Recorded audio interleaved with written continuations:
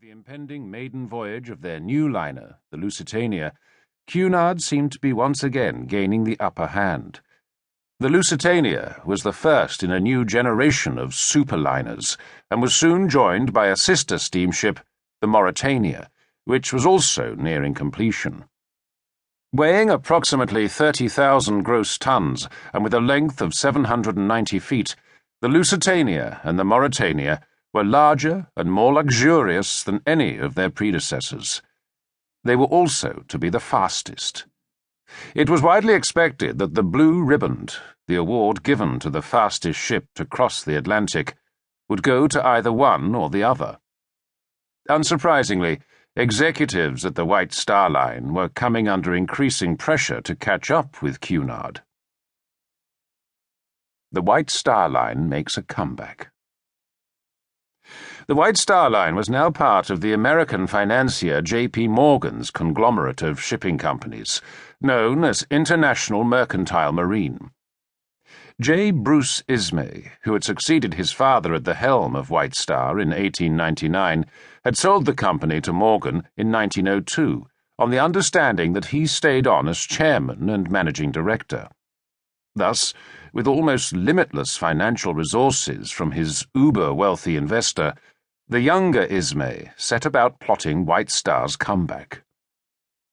In the summer of 1907, Ismay and his wife attended a dinner at the London home of Lord and Lady Pirrie. A partner in the Belfast shipbuilding firm Harland & Wolff, Pirrie's business relied heavily on the White Star Line for new shipbuilding contracts, so he had a vested interest in the continuing success of Ismay's company. It's widely believed that over the course of this dinner, the two men concocted an audacious plan to regain the advantage over the Cunard line.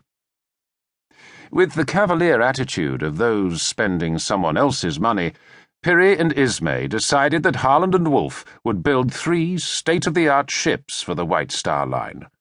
The new liners would be gigantic, at least 50% larger and 100 feet longer than both the Lusitania and the Mauretania. They would offer passengers unparalleled luxury and comfort. Suitable names were needed for these sister ships, names which would be commensurate with their size and grandeur. They settled on the Olympic, the Titanic, and the Britannic. The building of a Leviathan. After this initial dinner meeting, Pirrie and Ismay quickly set to work. The proposed ships would be so huge that Harland & Wolff would need to overhaul their entire operation in order to accommodate them.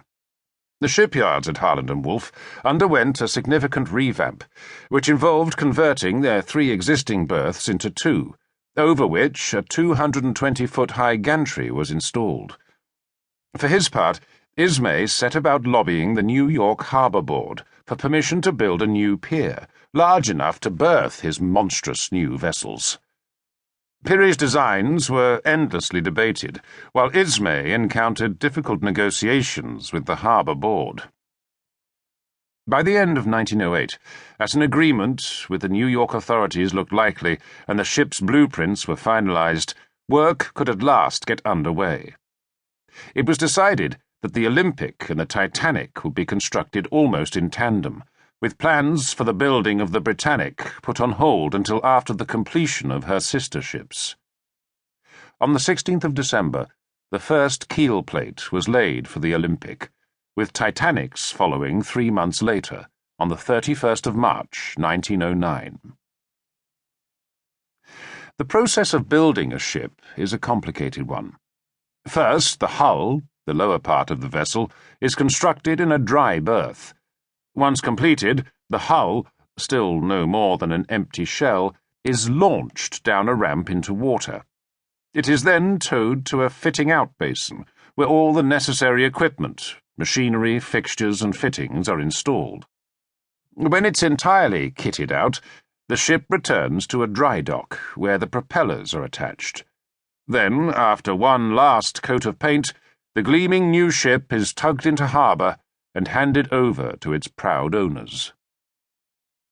Even though Harland & Wolff devoted innumerable man-hours to the construction of the Olympic and the Titanic,